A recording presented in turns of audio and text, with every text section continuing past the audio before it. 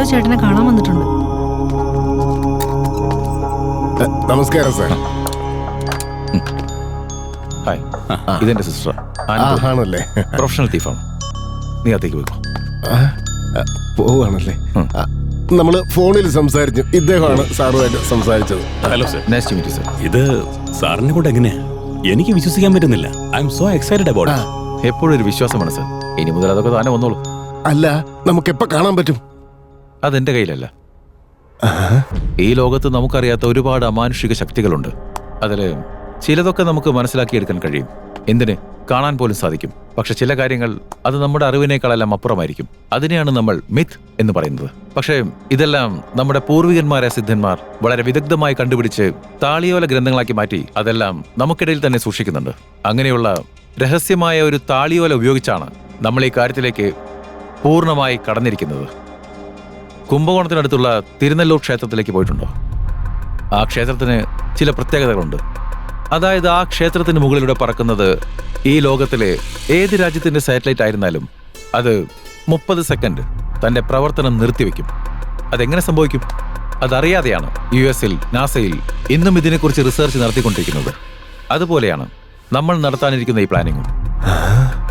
അതുമാത്രമല്ല, ഈ ലോകത്തിന്റെ സെന്റർ പോയിന്റ്, അതായത് ലോകത്തിലെ കേന്ദ്രബിന്ദു, ലോകത്തിലെ ഗവേഷകർ റിസർച്ച് ചെയ്ത് കണ്ടുപിടിച്ചു കഴിഞ്ഞു. അത് ഏഷ്യയിലാണെന്നുള്ളതും സ്ഥിരീകരിച്ചു കഴിഞ്ഞു. ഏഷ്യയിൽ എന്ന് പറഞ്ഞ എവിടെയാ? ഇന്ത്യയില്. ഇന്ത്യയിൽ എവിടെയാണ്? സൗത്ത് ഇന്ത്യയിൽ. സൗത്ത് ഇന്ത്യയിൽ തമിഴ്നാട്ടിൽ. ഇനി തമിഴ്നാട്ടിൽ എവിടെയാ? ചിദംബരം. ചിദംബരത്തിൽ അതെവിടെയാണെന്ന് ചോദിച്ചാൽ ചിദംബരം നടരാജ ക്ഷേത്രത്തിനുള്ളിൽ, ആ നടരാജ ക്ഷേത്രത്തിനകത്തെ നടരാജ വിഗ്രഹത്തിന്റെ കാൽക്കീഴിൽ തന്നെ. ആ സ്ഥാനമാണ് നമ്മുടെ ലോകത്തിന്റെ കേന്ദ്രബിന്ദു എന്നാണ് സ്ഥിരീകരിച്ചിരിക്കുന്നത്. 5000 വർഷം മുൻപത്തെ പുഷ്പകുമാനം ഉണ്ടായിരുന്നു എന്നതിനുള്ള ഫാക്ട്സ് നമ്മുടെ കയ്യിലുണ്ട്. പക്ഷേ നമ്മളിപ്പോൾ തയ്യാറാക്കാൻ പോകുന്ന ഈ ഡ്രോൺ കണ്ടാൽ വളരെ സാധാരണമായി തോന്നും. എന്നാൽ ഇത് വെച്ച് നമുക്ക് ഈസിയായി മിലിറ്ററി രഹസ്യങ്ങൾ ചോർത്താം. പക്ഷെ ഇതൊന്നും ആര് തന്നെ വിചാരിച്ചാലും ഒരിക്കലും ട്രാക്ക് ചെയ്യാൻ പറ്റില്ല. ലോകത്തിൽ എവിടെയെങ്കിലും ആരെങ്കിലും ആണവായുധം നിർമ്മിക്കുന്നുണ്ടെങ്കിൽ അത് കണ്ടുപിടിക്കാനും ഉപയോഗപ്പെടുത്താനും സാധിക്കും. ഇപ്പോൾ ഞാൻ പറയാൻ പോകുന്നതാണ് ഈ ലോകത്തിൽ തന്നെ മാറ്റമുണ്ടാക്കാൻ പോകുന്ന ഒരു കാര്യം. ഇത് വെച്ച് കോടികൾ നമുക്ക് സമ്പാദിക്കാം. പക്ഷെ എനിക്കൊരുപാടൊന്നും വേണ്ട. എനിക്ക് നിങ്ങൾ തരേണ്ടത് വെറും 100 കോടി മാത്രം. ഇങ്ങനെ ടെൻഷൻ അടിക്കാത്ത ഡാർലിംഗ്. അർജന്റായിട്ട് 100 കോടി വേണമെങ്കിൽ there is only one way. അത് അബുവാ. അദ്ദേഹത്തോട് ചോദിച്ചാ തരുമെന്ന് ഉറപ്പാ.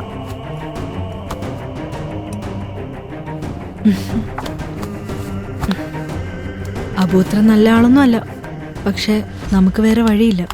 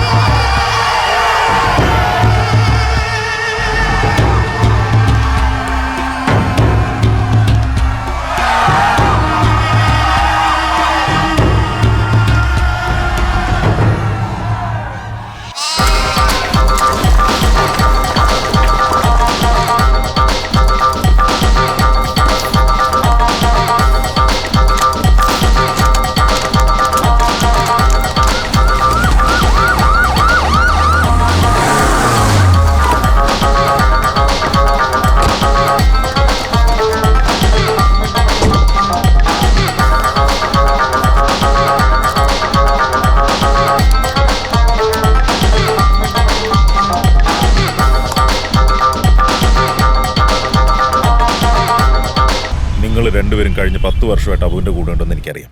തലയ്ക്ക് 50 ലക്ഷം, 2 വർഷം. രാജാവിനെ പോലെ ഹോങ്കോങ്ങിൽ ജീവിക്കാം. നിങ്ങളുടെ കുടുംബത്തിന് ഒന്നും സംഭവിക്കില്ല.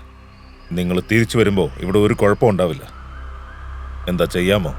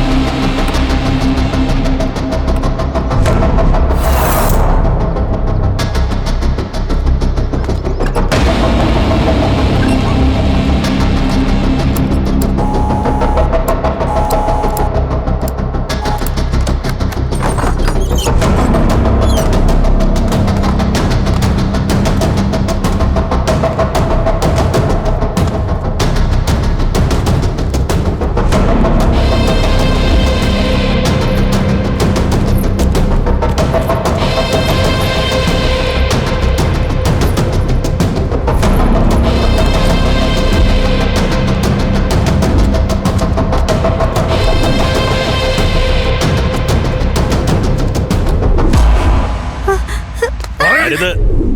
ഡാ നിർത്ത്. നിനക്കെന്താ ബോധമില്ലേ? എന്ത് ചെയ്യാ നീ? അബുവിന് സ്ത്രീകളുടെ ദേഹത്ത് കൈവയ്ക്കുന്ന ഇഷ്ടമല്ലെന്ന് അറിയാൻ പാടില്ലേ? ആണുങ്ങളുടെ അടുത്തുള്ള കളി മതി. വാ.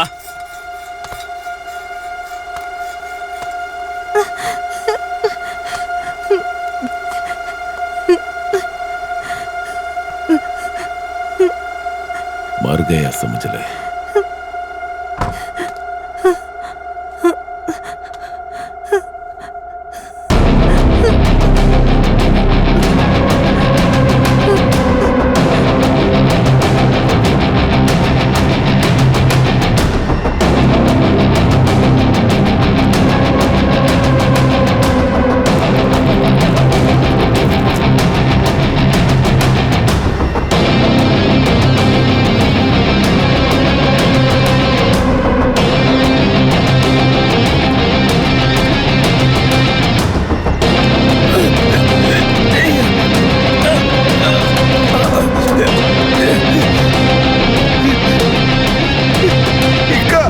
അറിയാണ്ട് ചെയ്തു പോയതാ, എന്നോടൊന്ന് ക്ഷമിക്ക്.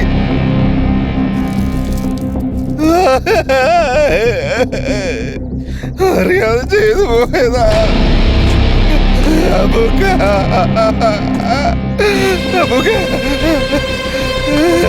അബുക്ക.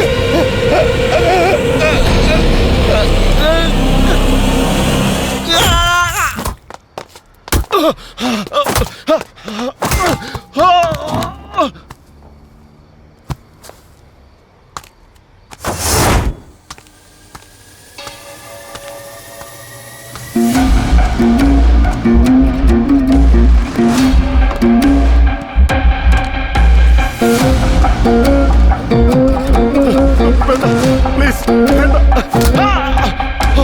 അബു വേണ്ട, അബു, അബു വേണ്ട.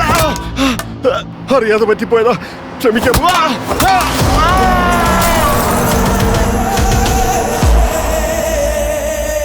അബു, ഒരു ലിറ്റിഗേഷണൽ പ്രോപ്പർട്ടി കയ്യിൽ വന്ന് വീണിട്ടുണ്ട്. ജസ്റ്റ് കൈമാറ്റം ചെയ്താൽ മതി. ഡബിൾ ലാഭം. മിനിസ്റ്റർ ഇപ്പോ നമുക്ക് സപ്പോർട്ടാ. അതുകൊണ്ട് ലീഗൽ കാര്യങ്ങളൊക്കെ. എത്രയാ വേണ്ടത്? ഒരു 100 CR.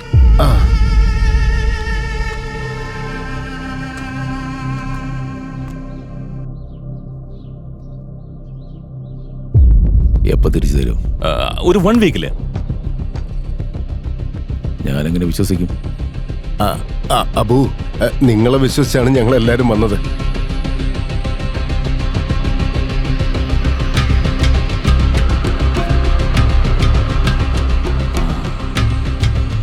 എന്നെ വിശ്വസിച്ച് നിങ്ങൾ വന്നത് ശരിയാ, പക്ഷെ നിങ്ങൾ ഞാനെങ്ങനെ വിശ്വസിക്കും? ഒരാഴ്ച വിട്ടു പോയാ. അയ്യോ, അങ്ങനെയൊന്നും സംഭവിക്കാൻ ഒരു സാധ്യതയില്ല. ഇത് നമ്മുടെ ഡീല്.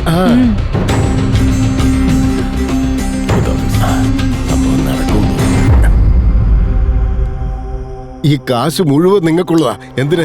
ഈ കാറ് പോലും നിങ്ങൾക്ക് വിട്ടു തന്നിരിക്കുക സാറ്. വരട്ടെ സാർ. സർവമംഗളമാംഗല്യേ ശിലേ സർവാർത്ഥ സാധികേ ശരണ്യേ ത്രയംബകേ ഗൗരി നാരായണി നമോസ്തുതേ.